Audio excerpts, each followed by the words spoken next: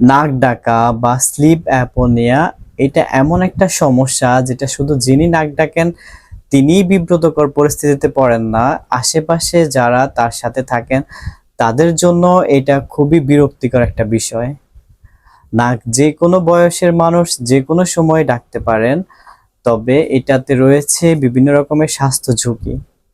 তাই আপনি যদি নাক ডাকার সমস্যায় পড়েন অথবা আপনার আশেপাশে কেউ যদি নাক ডেকে থাকেন এবং আপনি যদি এই নাক ডাকার চিকিৎসা সম্পর্কে জানতে চান এবং এর কারণ সম্পর্কে জানতে চান, তাহলে আজকের এই ভিডিও আপনি পুরোপুরি দেখবেন। এবং আপনি যদি আমার চ্যানেলে নতুন হয়ে থাকেন তাহলে অবশ্যই চ্যানেলটা সাবস্ক্রাইব করে রাখবেন। আসসালামু আলাইকুম, আমি ডাক্তার নাজমুল আলম ফয়সাল। আজকে আমি আপনাদেরকে জানাবো কেন আমাদের নাক ডাকার সমস্যা তৈরি হতে পারে এবং এর জন্য কার্যকরী কিছু হোমিওপ্যাথিক ওষুধ সম্পর্কে। চলুন শুরু করা যাক।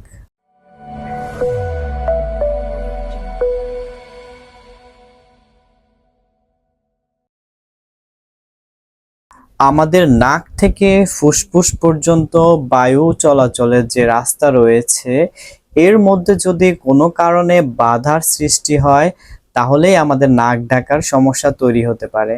এছাড়াও আরো বিভিন্ন কারণে মানুষ নাক ডাকতে পারে, যেমন কারো যদি শরীরের অতিরিক্ত ওজন বেড়ে যায় তাহলে তার এই ওজনের জন্য তার ফুসফুসে চাপ পড়ে অথবা তার যে বায়ু চলাচলের রাস্তা রয়েছে সেখানে বাধাপ্রাপ্ত হয়ে তিনি দেখা যায় নাক ডাকার সমস্যায় ভুগতে পারেন। এছাড়াও নাকের বিভিন্ন সমস্যার জন্য মানুষের নাক ডাকার সমস্যা তৈরি হতে পারে। এর মধ্যে রয়েছে যদি কারো নাকের হাড় বাঁকা হয়ে যায়, নাকে মাংস বৃদ্ধি হয়, নাকের মধ্যে পলিপাস হয়, এই সকল ক্ষেত্রেও নাক ডাকার সমস্যা তৈরি হয়। এছাড়াও গলায় কোনো টনসিল হলে অথবা বাচ্চাদের ক্ষেত্রে দেখা যায় গলায় টনসিল হলে, এই টনসিল বড় হয়ে গেলে এর থেকেও বাচ্চাদের বা বড়দের নাক ডাকার সমস্যা তৈরি হতে পারে। এছাড়াও যদি কারো শ্বাসনালীতে টিউমার হয়ে থাকে তাহলে এই টিউমারের জন্য তার বায়ু চলাচলে বাধাপ্রাপ্ত হয় এবং সেক্ষেত্রেও তার নাক ডাকার সমস্যা তৈরি হয়। এছাড়াও কেউ যদি অত্যাধিক পরিশ্রমের কারণে অনেক বেশি দুর্বল হয়ে যায়, সেক্ষেত্রে দেখা যায় তার এই নাক ডাকার সমস্যা থাকতে পারে, তবে সেটা অকেশনালি সব সময় থাকে না। তাই নাক ডাকার সমস্যা যদি কারো দীর্ঘদিন থাকে সেক্ষেত্রে দুশ্চিন্তা না করে আপনি হোমিওপ্যাথি চিকিৎসা নিতে পারেন, কারণ হোমিওপ্যাথিতে খুব ভালো চিকিৎসা রয়েছে নাক ডাকার জন্য। এছাড়াও আপনার যে সমস্যার জন্য নাক ডাকার সমস্যা তৈরি হতে পারে, যে ধরনের রোগের জন্য, সেই ক্ষেত্রে আপনি যদি সেই রোগের, যেমন যদি কারো পলিপাসের সমস্যা থাকে, টনসিলের সমস্যা থাকে, হাড় বাঁকা থাকে বা কারো যদি ওজন বৃদ্ধি থাকে, এই ধরনের সমস্যা যদি সমাধান করে দেন আপনি বা এই ধরনের রোগের যদি আপনি চিকিৎসা গ্রহণ করেন, ইনশাল্লাহ আপনার এই নাক ডাকার সমস্যাও ঠিক হয়ে যাবে। এখন আমরা জানবো নাক ডাকার জন্য কার্যকরী কিছু হোমিওপ্যাথিক ওষুধ সম্পর্কে। নাক ডাকার জন্য হোমিওপ্যাথিতে সর্বপ্রথম যে ওষুধটি রয়েছে সেটা হচ্ছে ওপিয়াম। ওপিয়ামের রোগীর ক্ষেত্রে দেখা যায় সে অনেক গভীর ঘুমে থাকে এবং শোয়ার সাথে সাথে সে অনেক গভীর ঘুমে চলে যায় এবং সে নাক ডাকা শুরু করে দেয়। এবং সে এত গভীর ঘুমে থাকে যে তার আশেপাশের মানুষ যে তাকে নিয়ে হাসাহাসি করছে বা তার নাক ডাকার সমস্যা নিয়ে কথা বলছে সে ব্যাপারেও সে বুঝতে পারে না, সে এত বেশি গভীর ঘুমে থাকে। এই ধরনের রোগীর জন্য আমরা ওপিয়াম 30 দিতে পারি। ওপিয়াম 30 এই রোগীকে নিয়মিত 10 ফোঁটা করে 3 বেলা দিলে অথবা তার বয়স অনুযায়ী 2 বেলা দিলে ইনশাল্লাহ রোগী সুস্থ হয়ে যাবে। বৃদ্ধ বয়সে মহিলাদের মেনোপজের পরে বা মাসিক বন্ধ হয়ে যাওয়ার পরে দেখা যায় কিছু কিছু মহিলাদের নাক ডাকার সমস্যা তৈরি হয় এবং এই ক্ষেত্রে রোগী খুব বেশি অস্থির থাকে, খুব বেশি দুশ্চিন্তায় থাকে। এই ধরনের রোগীর ক্ষেত্রে আমরা ল্যাকেসিস দিতে পারি। এই ধরনের রোগীর ক্ষেত্রে আমরা তাকে ল্যাকেসিস 200 অথবা 30 নিয়মিত সকালে অথবা বিকালে দিলে ইনশাল্লাহ দেখা যাবে রোগীর নাক ডাকার সমস্যা কমে যাচ্ছে। নাক ডাকার সমস্যার জন্য পরবর্তী যে ওষুধের কথা বলবো সেটা হচ্ছে পালসেটিলা।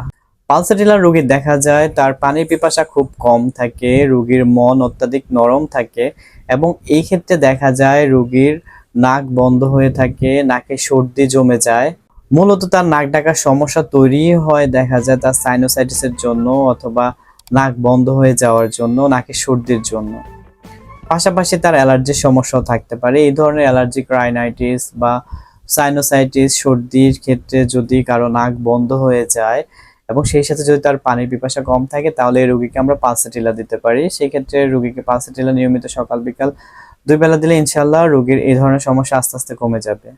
কারো যদি নাকের ভিতরে বিড়বিড় করে, নাকের ভিতরে চুলকায়, জ্বালা-পোড়া করে, গরম হয়ে থাকে এবং সেই সাথে যদি তার রোগী অপরিষ্কার বা নোংরা থাকে, সেই সাথে যদি তার নাক ডাকার সমস্যা থাকে, নাকে সর্দি জমে থাকে, এই ধরনের রোগীকে আমরা সালফার দিতে পারি। এই ধরনের রোগীকে যদি সালফার 30 নিয়মিত সকালে দেই, ইনশাআল্লাহ তার নাক ডাকার সমস্যা অনেক ক্ষেত্রেই কমে যাবে। কেউ দেখা যায় তার শোয়ার পজিশনের জন্য নাক ডাকার সমস্যা তৈরি হয়। দেখা যায় রোগীর একটু সোজা হয়ে শুইলে তার নাক ডাকার সমস্যা বাড়ে, বা কেউ আছে যে একটু পাতলা বালিশে যদি ঘুমায় বা নিচু বালিশে যদি ঘুমায় তাহলে তার নাক ডাকার সমস্যা তৈরি হয়। এই ক্ষেত্রে উঁচু নিচুর জন্য বা পজিশন চেঞ্জের জন্য যে নাক ডাকার সমস্যা তৈরি হয়, সেক্ষেত্রে আমরা নাক্স ভূমিকা দিতে পারি।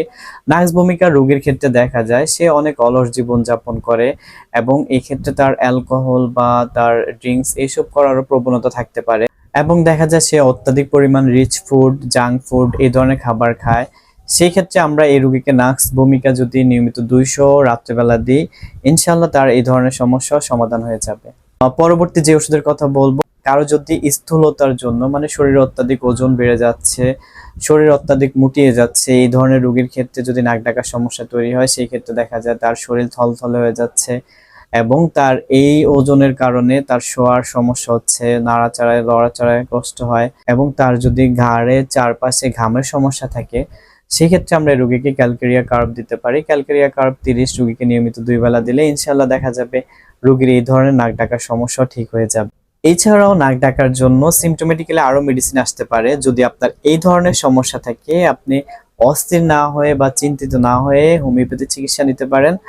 আপনার ভালো হোমিওপ্যাথি ডক্টরের কাছে গিয়ে যদি আপনি আপনার সমস্যা বলেন, ইনশাআল্লাহ আপনি একটা ভালো সলিউশন পাবেন, ভালো চিকিৎসা পাবেন। ভিডিওটি যদি ভালো লাগে অবশ্যই লাইক, কমেন্ট, শেয়ার করবেন এবং আমার চ্যানেলটি সাবস্ক্রাইব করে রাখবেন।